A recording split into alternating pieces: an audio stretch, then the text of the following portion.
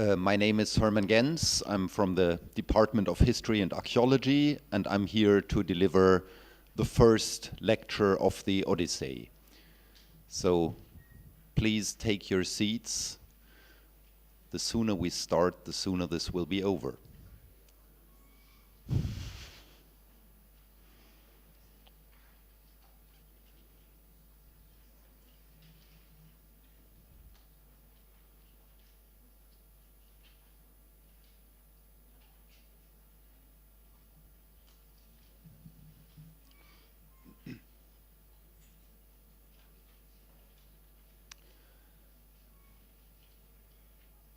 Tell me, Muse, of the man of many ways, who was driven far journeys after he had sacked Troy's sacred citadel. Many were there whose cities he saw, whose minds he learned of. Many the pains he suffered in his spirit on the wide sea, struggling for his own life and the homecoming of his companions. Even so, he could not save his companions, hard though he strove to.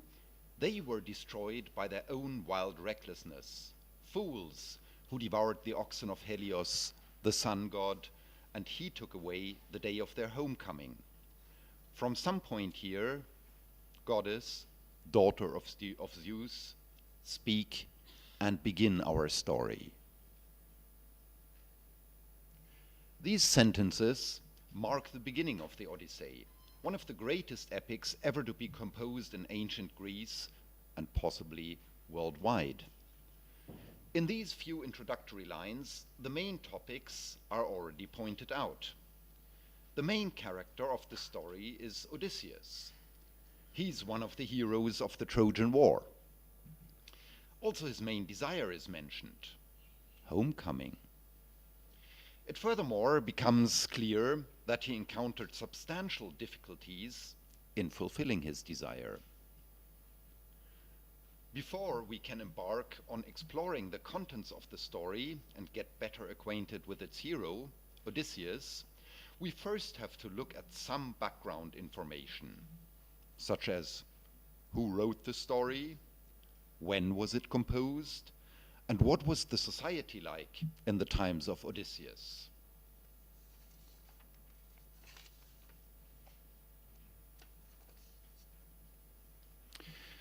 The Odyssey was written by the poet Homer in the late 8th century BC. Interestingly, very little is known about Homer. All that we know is he lived in the second half of the 8th century BC in the area around Smyrna, which is today's Izmir on the west coast of Turkey. And he wrote at least one other great epic, the Iliad, which tells a story from the Trojan War. In contrast to many legends which relate that Homer was poor and from a low social class, an analysis of the epics, both the Iliad and the Odyssey, themselves clearly show that he was a professional poet associated with the nobility, possibly even of noble origin himself. The high position of a poet in the time of Odysseus is exemplified by the way how Demodocus at the Phaeacian court is described in Book 8, so a well-respected member of the society.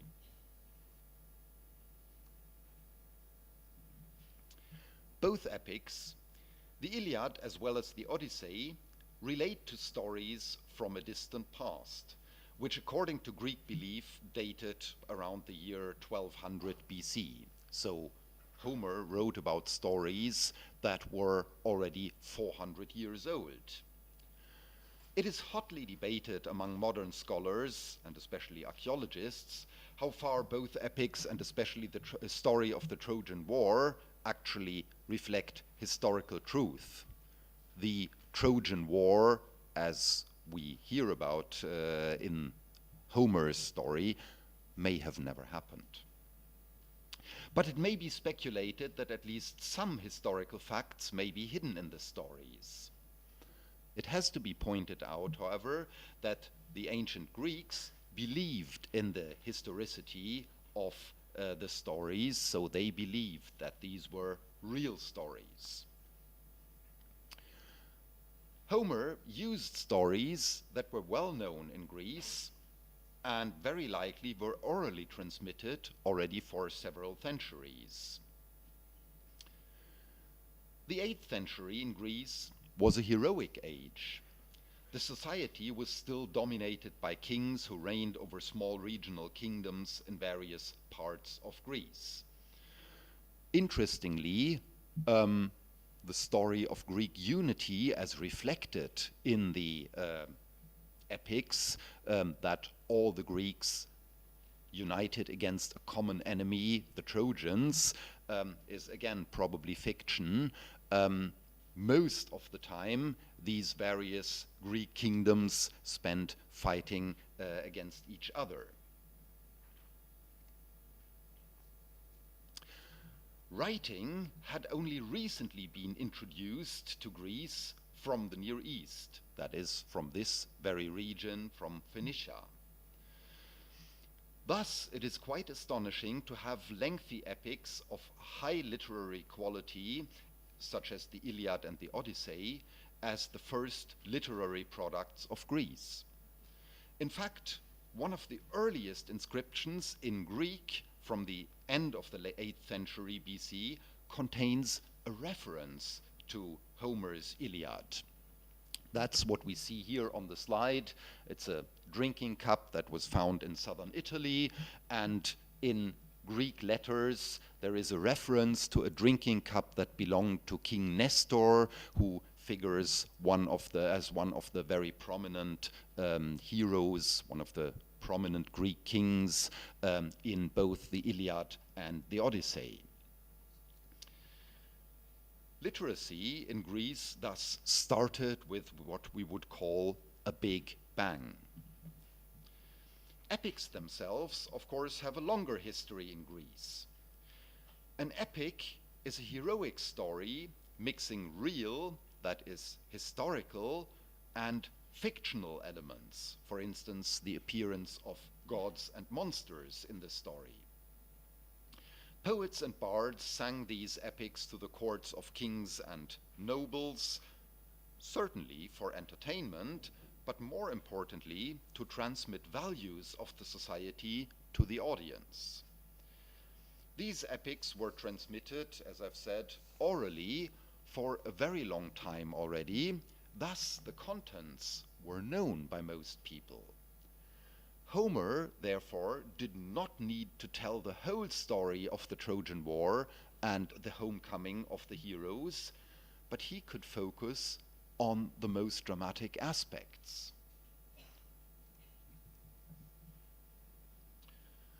For the sake of clarity, first the correct chronological order of the events will be summed up. As should be clear by now, the Odyssey takes its name from its hero Odysseus. Odysseus is the king of Ithaca, a small island on the west coast of Greece. For 10 years, he fought in the Trojan War. Odysseus actually figures as one of the more important heroes in Homer's Iliad, which tells an episode from the Trojan War. It was he who constructed the wooden horse by which the Greeks finally managed to conquer Troy. The Odyssey, our story here, however, starts after the conquest of Troy. It tells the story of Odysseus' homecoming. After Odysseus had left Troy, he planned directly to sail back to his home on Ithaca with all his men and the spoils of war he had gained when sacking Troy. However, storms and various adventures prevented him from coming home, and during these wanderings, which lasted for another 10 years, he lost all his ships and his companions. The reasons for his misfortunes are mainly due to the wrath of Poseidon, the god of the sea, whose son Polyphemus, the Cyclops, Odysseus had blinded. It has to be pointed out here that Odysseus had no intention to offend the gods. He only blinded the Cyclops to save his own life. We will have to come back to this point later during this lecture. Lastly, Odysseus alone arrived on the island of the nymph Calypso, who fell in love with him and wanted to marry him. Odysseus, however, was still determined to return home, and at last built a raft on which he managed to reach the island of Scheria, where the Phaeacians lived. He received a hearty welcome there, and after having spent some time as a guest of King Alkinoos, he was brought by the Phaeacians back to his own island of Ithaca. As Odysseus, upon his return, had no idea what was going on in his own home, remember, he had been away for 20 years by now, on the advice of the goddess Athena, he disguised himself as a beggar to find out about the situation in Ithaca. He first stayed with Eumaeus the swineherd, who informed him about the general situation. Odysseus, however, kept his disguise and only lifted it when he met his own son Telemachus.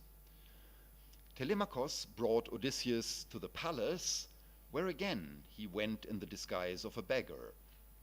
There he finds out how the suitors abuse the concept of hospitality, and he actually is humiliated by them. When his wife Penelope interviews him, he tells her a false story of his fate. He does not say who he actually is. The story comes to its climax when Penelope proposes a contest for the suitors in which they are to string Odysseus' bow and shoot an arrow through the shaft holes of 12 axes, which have been arranged in one row. She then will marry the winner of this contest. Not surprisingly, none of the suitors can even string the bow, and in the end, it is only Odysseus who is able to fulfill the task. Finally, he reveals himself, and together with his son Telemachus and the help of Athena, he kills all the suitors. But Penelope, interestingly, remains cautious.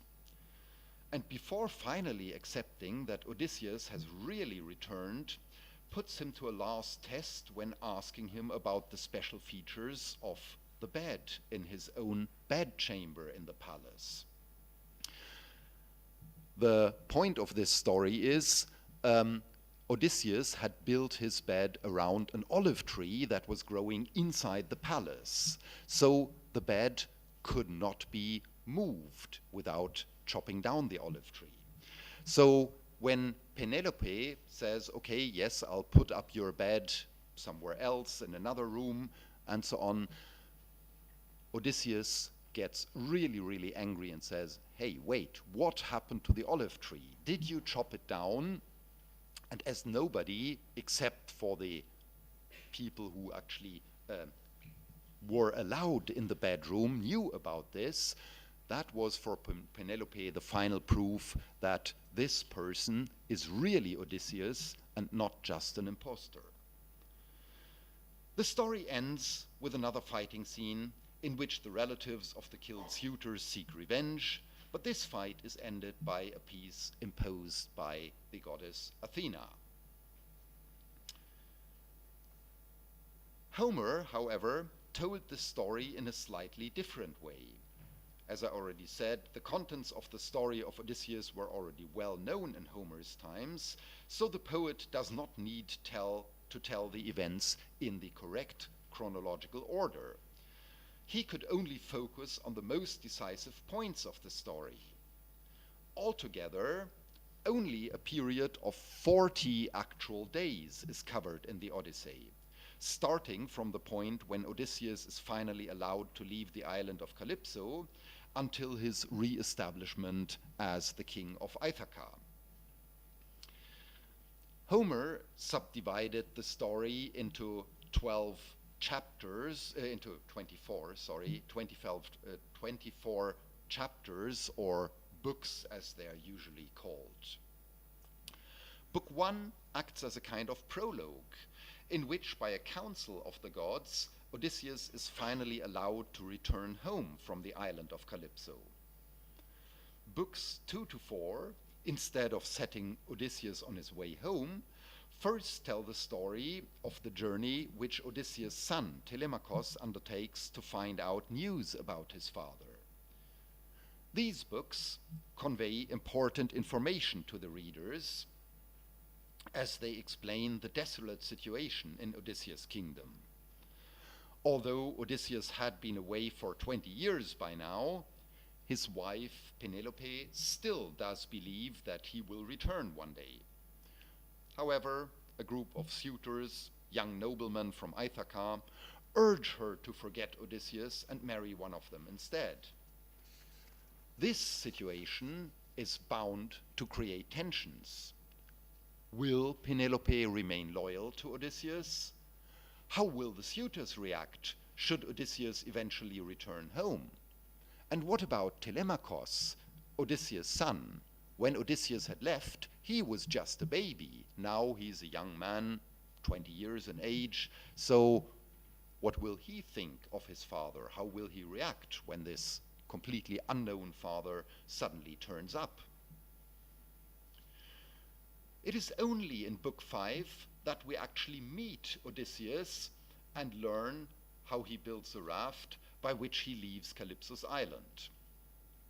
On his way home to Ithaca, he is shipwrecked once again due to Poseidon's wrath and barely manages to reach Scheria, the island of the Phaeacians, alive. In books 6 to 12, Odysseus' stay on the island of Scheria is described, and in books 9 to 12, he actually tells the story of his wanderings and adventures to the Phaeacians.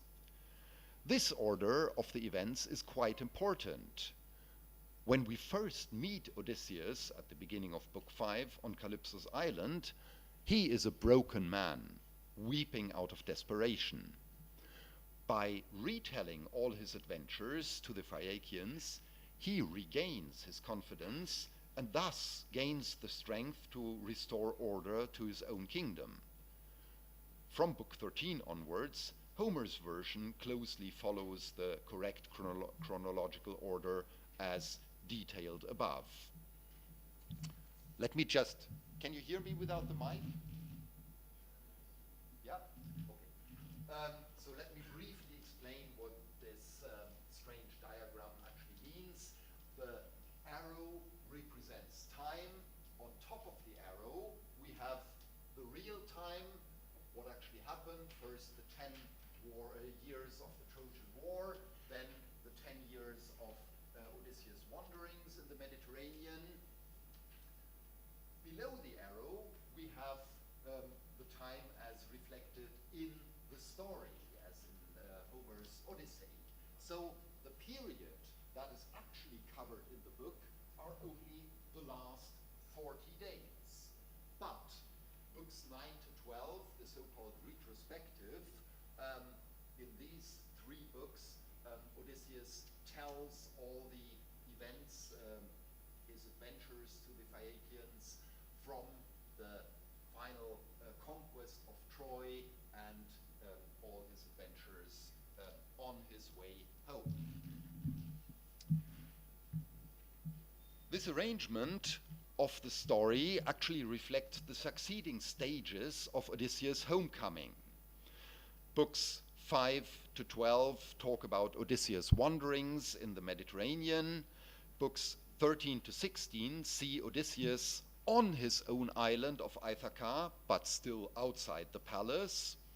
In books 17 to 22, Odysseus is inside the palace and the events taking place there are described. And it is only in book 23 that Odysseus finally reaches his own bedchamber, the innermost part of the palace.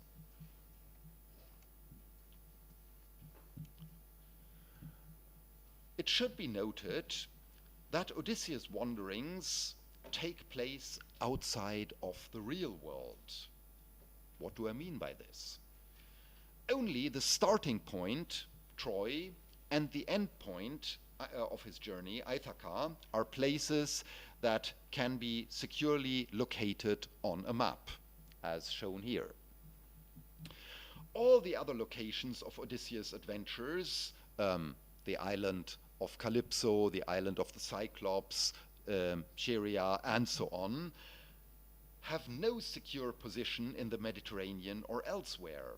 And the various attempts by different scholars to identify the names of the places in the epic with real place names are no more than guesswork.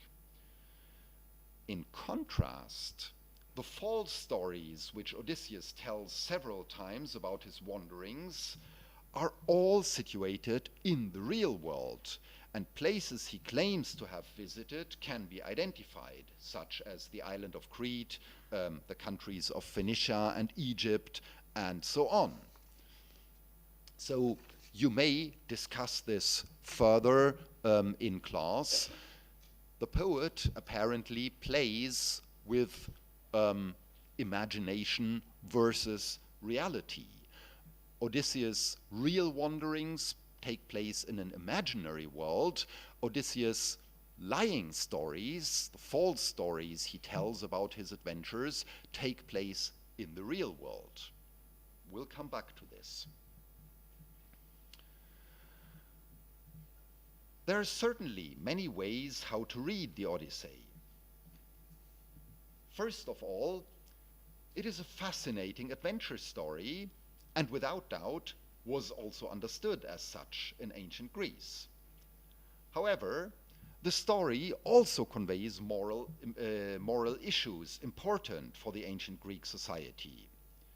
Let us therefore take a look at Odysseus, the hero of the story, as the main character of such stories always serves as role models for the society in general. Odysseus, as should be clear by now, the king of Ithaca, is the hero of this story. He is characterized by a number of different attributes. First of all, he is a hero. He can and does fight if necessary.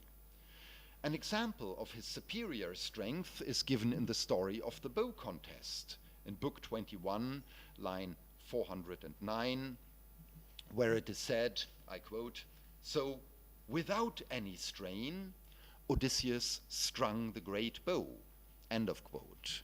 This is, of course, after all the suitors unsuccessfully have attempted the same task. They just did not have the strength to do this. Odysseus is a pious man. He always honors the gods. Most important, of course, is his intelligence, his resourcefulness. Remember, it was not the brutal strength of Achilles, another Greek hero, that led to the conquest of Troy, but Odysseus' plan of devising a stratagem, the wooden horse, mentioned in Book 8, by which the Greeks finally managed to conquer Troy after a siege of 10 years.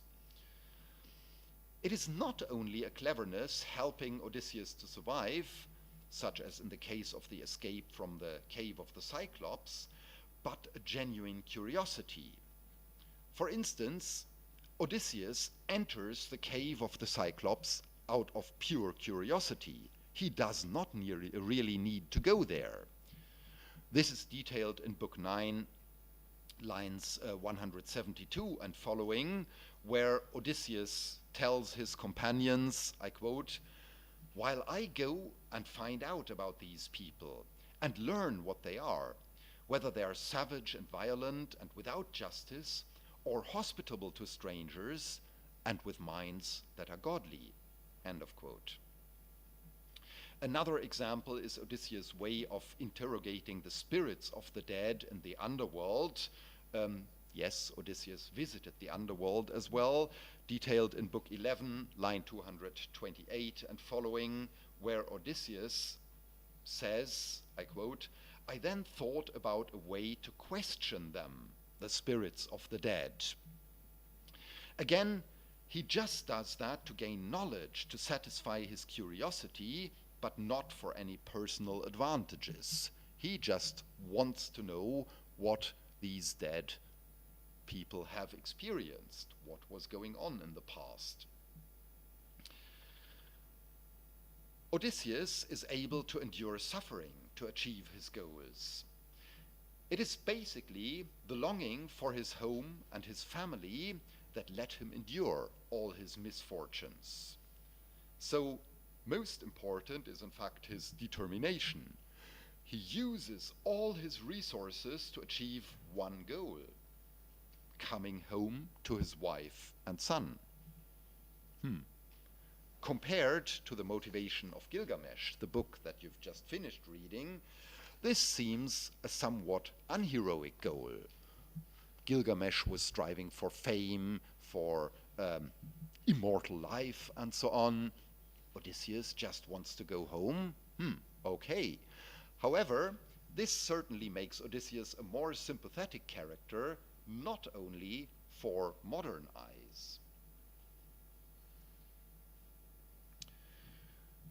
Odysseus has been called the first modern man by the 20th century philosophers Adorno and Horkheimer. He's not only a hero with strength and courage. Most famous, he is for his resourcefulness, his ingenuity. It's not only an ingenuity born out of the necessity to survive, but a genuine curiosity. It is the combination of his different attributes: courage, his ability to endure suffering, but most important, his resourcefulness and curiosity, which truly make him one of the most fascinating Greek heroes. It is especially the latter attributes that actually pave the way to what was called the Greek Enlightenment during the 5th century BC, when philosophers and historians show the same kind of curiosity. You will actually read a number of these books written by philosophers, Plato, the historians, Thucydides, for instance, where they also investigate things, look at the nature of things, try to find out what really happened, how things really work, and so on. Further moral issues concern a number of different points. We cannot discuss all of them. I will just select a few crucial issues here. The first concerns the question of fate versus free will. Is the fate of humans determined by whom? By the gods? Or can humans actually decide to do what they want? Is it in the power of the humans to do whatever they will? Homer, interestingly, is somewhat ambiguous when it comes to the question of fate versus free will. Several passages seem to indicate that the fate for humans was set by the gods. For instance, Book 1, lines 16 to 17, where it is said, I quote, "But when in the circling of the years that very year came in which the gods had spun for him his time of homecoming," end of quote. So here it seems the gods decide what's going to happen to Odysseus. It seems obvious that Odysseus was fated to wander around for 10 years after the Trojan War. He could do nothing to change it. On the other hand, there are other passages that indicate that the gods often revise their decisions according to the behavior of humans. So man seems to be at least partly responsible for his fate. Recklessness and wrongdoing will lead to punishment by the gods, or, in the case of the suitors, by Odysseus himself. To prove this, let's look at another passage from Book 1, lines 6 to 9, where it is said about Odysseus, I quote, "Even so he could not save his companions, hard though he strove to. They were destroyed by their own wild recklessness, fools who devoured the oxen of Helios, the sun god, and he took away the day of their homecoming. End of quote. So it was the foolish act of Odysseus' companions to lay hands on the property of a god, the sun god Helios, that actually brought about their deaths. So the crucial line here is they were destroyed by their own wild recklessness. We even hear this from Zeus, the supreme god of the Greeks himself. This is again a passage from Book 1, lines 32 to 34, where Zeus says to the assembly of gods, I quote, "Oh, for shame, how the mortals put the blame upon us gods, for they say evils come from us, but it is they, rather, who by their own recklessness win sorrow beyond what is given." End of quote. So here we have the same words, who by their own recklessness win sorrow beyond what is given. Ideas about proper behavior are expressed on several different occasions in the epic. A very important part is the proper treatment of foreigners and guests. Compare, for instance, the correct behavior shown by King Nestor in Book 3, Telemachus in Book 1, and the Phaeacians in Book 7, who all receive guests properly, treat them with food, offer them a place to stay, and so on. Compare that with the improper behavior of the Cyclops, mentioned in Book 9, where the Cyclops, instead of receiving Odysseus and his companions as guests, he starts killing Odysseus' companions and eat them. Of course, also the guests themselves have obligations. The suitors in Odysseus' palace clearly misbehave. They pester Penelope and even insult other guests, such as Odysseus, who is disguised as a beggar, described in Book 17. So why is this proper treatment of foreigners so important? Remember, at this time, news traveled with humans. There was no television, no Twitter, no internet whatsoever. So in order to know what was going on in the world, you had to receive the news from people who had traveled. So the visitors who came to a place, a house, a palace, whatsoever, had the obligation to tell the inhabitants what was going on in the world, and as a kind of payment, they received food, a place to stay, and so on. What, according to the epic, makes human life valuable? Fame is, of course, a very important component for any man to establish his position in society. Interestingly, the Odyssey is remarkable for putting less stress on fame gained by heroic deeds or in battle. To prove this point, let's look at a line from the speech of Achilles in the underworld. Achilles, as I already said, was one of the Greek heroes fighting with Odysseus at Troy, but he was killed during the fighting. Interestingly, as a very young man, Achilles was confronted with a choice by the gods. He could either have a short but glorious life, or a long but uneventful and boring life. Guess what he chose? The short and glorious life. But after his death, so Odysseus visits the underworld and there sees the spirit, the soul, whatever, of his old fighting companion. And Achilles says, that is Book 11, line 488 and following, I quote, "O shining Odysseus, never console me for dying. I would rather follow the plow as a thrall, meaning a slave, to another man, one with no land allotted him and not much to live on, than be a king over all the perished dead. End of quote. So apparently Achilles regrets his decision. He would like to continue to live, even as a servant to a very poor man, but glory apparently is not everything. So fame is actually more won at home by leading a proper life with family and friends. This is borne out in Book 19, line 332 and following, where it is said, I quote, "But when a man is blameless himself, and his thoughts are blameless, the friends he has entertained carry his fame widely." End of quote.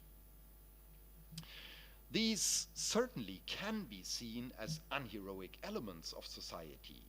Again, contrast this attitude with the one propagated by Gilgamesh in the epic you just read. It has to be emphasized, however, that Odysseus is not portrayed as a peaceful man or even a coward. He can and does fight if necessary, but he's not only praised for his strength and his fighting qualities, but rather for his intelligence and resourcefulness. In addition, reputation rests on being a just man. Look at Book 4, line 689 and following, where it is said about Odysseus, I quote, "What kind of man Odysseus was among your own parents, how he did no act and spoke no word in his own country that was unfair. And that is a way divine kings have. One may be hateful to a certain man and favor another, but Odysseus was never outrageous to any man." End of quote.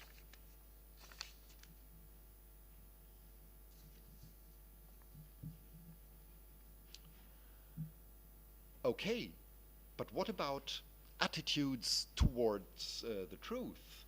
I've already hinted that there is a certain problem in the epic. What is truth? What is imagination? And so on. When asked who he is, Odysseus several times embarks on a false story. For instance, in books 13, 14, and 19. So he lies to the goddess Athena, he lies to his own wife, Penelope, and so on. Why does he do that, and how is that judged?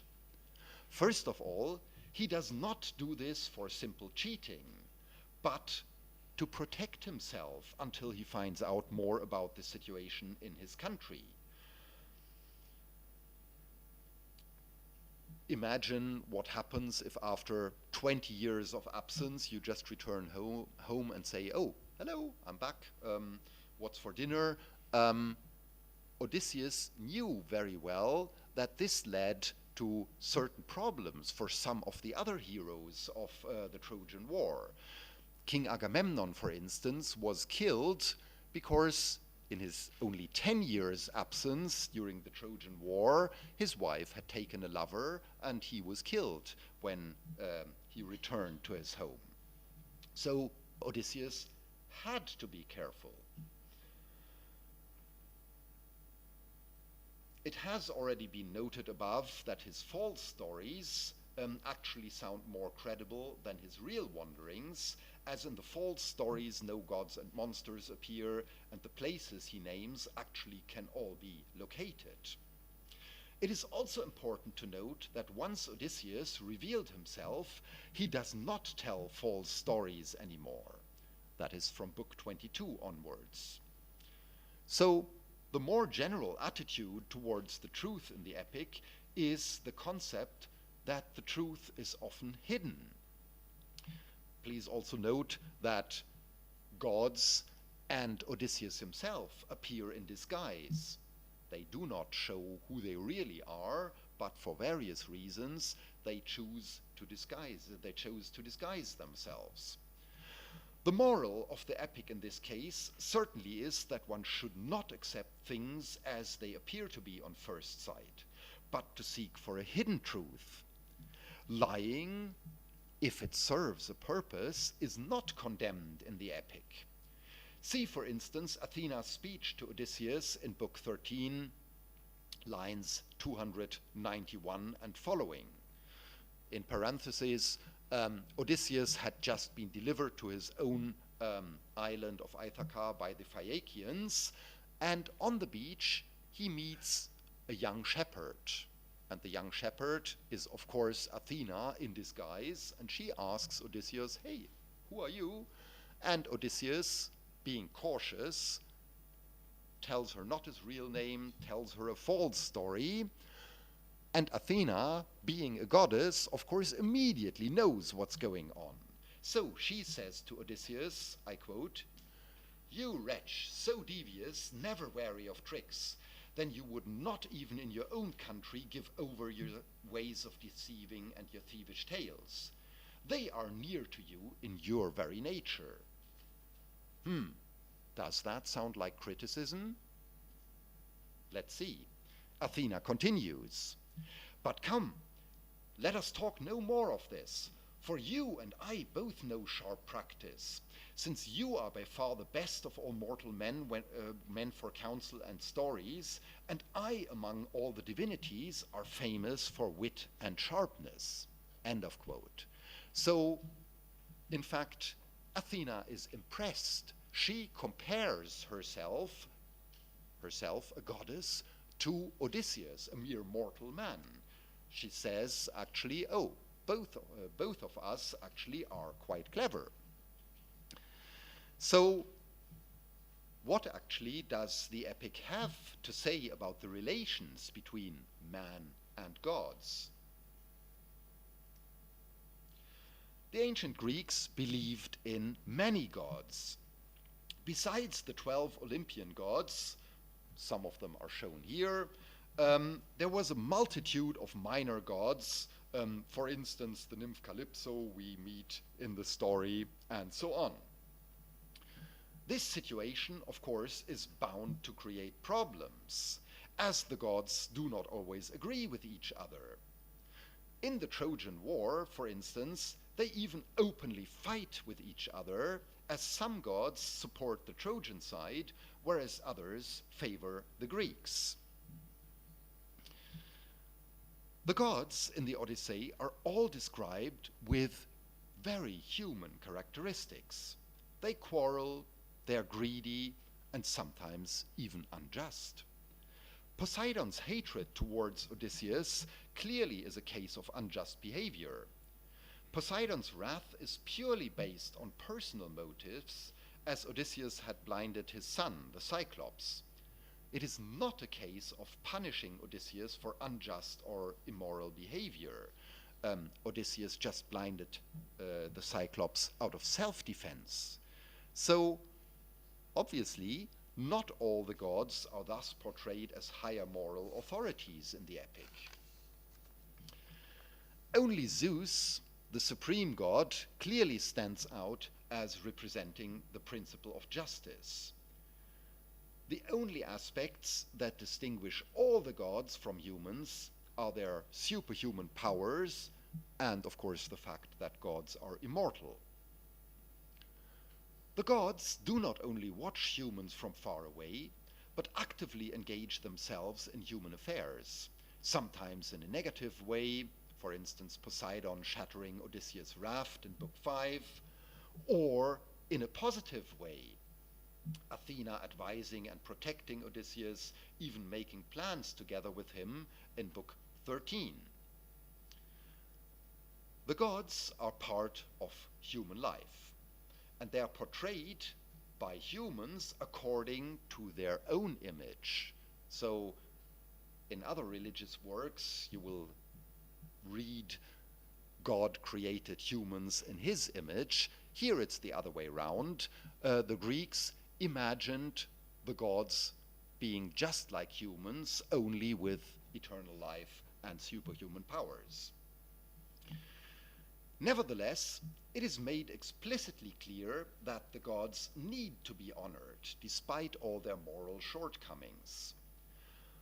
Odysseus is described as a pious man by Zeus himself. that is borne out in Book 1, lines 65 and following, where Zeus addresses the assembly of gods with the following words, I quote, "How could I forget Odysseus, the godlike, he who is beyond all other men in mind, and who beyond others has given sacrifice to the gods who hold wide heaven." End of quote. Finally, as promised, the story of the Cyclops related in Book 9, which is certainly one of the key events in the first 12 books, will be briefly discussed here in detail to illuminate some of the key concepts of the Odyssey. When looking at the description of the way of life of the Cyclopes, we obtain a relatively clear idea of the Greek concept of civilization versus barbarity. The Cyclopes, a barbaric people living on an island, lack all the essential features the Greeks associated with civilization. They don't know agriculture, they live in caves instead of proper houses, they have no laws, they have no council meetings, they're not fearing the gods, and they do not respect the law of hospitality. So this negative list, if converted, shows what the Greeks actually associated with a proper civilized life, namely exactly the opposite. Furthermore, this story brings out the main characteristics of Odysseus. It is first of all Odysseus' curiosity, which brings him and his companions into a terribly dangerous situation. So Odysseus, with some of his companions, enters the cave of the Cyclops. The Cyclops is still away. While they're looking around in the cave, the Cyclops comes back, closes the opening of a cave with a massive stone, far too heavy to lift by humans. And then, as I said, the Cyclops, instead of receiving his guests properly, starts to kill Odysseus' men and, well, having them for supper.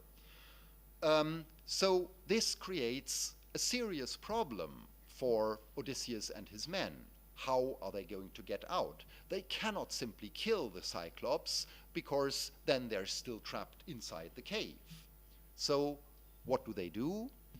Odysseus cleverly makes the Cyclops drunk, and while the Cyclops is asleep, they gouge out his eye with a large wooden beam.